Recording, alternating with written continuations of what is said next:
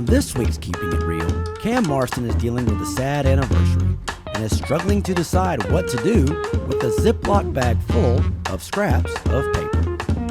My mother died nearly 1 year ago today. It was March 5th, the day after my birthday. I think of her frequently.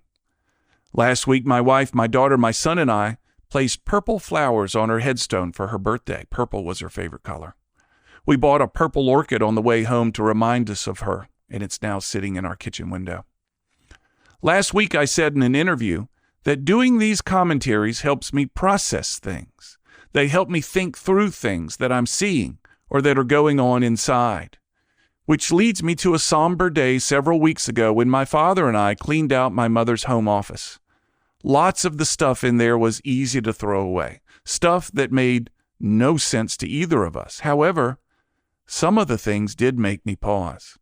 What do you do with your mother's faded black and white pictures of family members from long, long ago that have no notes or identifiers on them? They were important enough to her to set aside. But without her explanation, they're no one to me. My dad and I decided to keep them, hoping the decision about what to do would be easier when we found them again someday. And I came across a Ziploc bag full of inspirational and spiritual and motivational quotes she'd collected for what appeared to be half her life. Some were torn out of books. Many appeared hurriedly handwritten in her beautiful handwriting before the disease took her ability to write. Like she heard it and quickly captured it on a receipt or a church bulletin.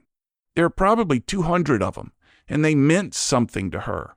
Maybe they even shaped her in some way or another.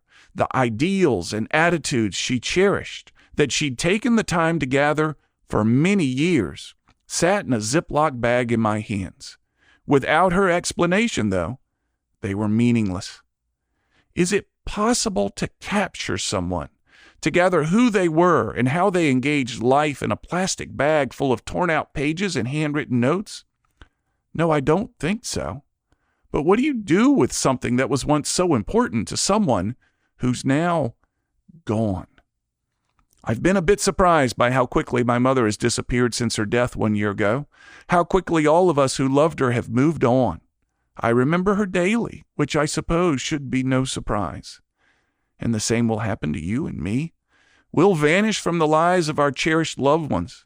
They'll come clean out our stuff and throw most of it away, and we will be very gone.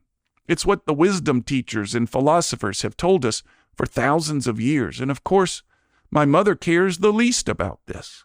The benefit of the deceased is they don't have to make decisions about their stuff.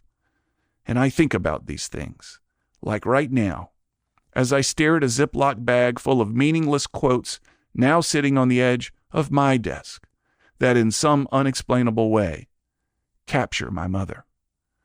I'm Cam Marston, and I'm just trying to keep it real. To hear more commentaries, search for Keeping It Real with Cam Marston on your favorite podcast app or follow Cam Marston on social media.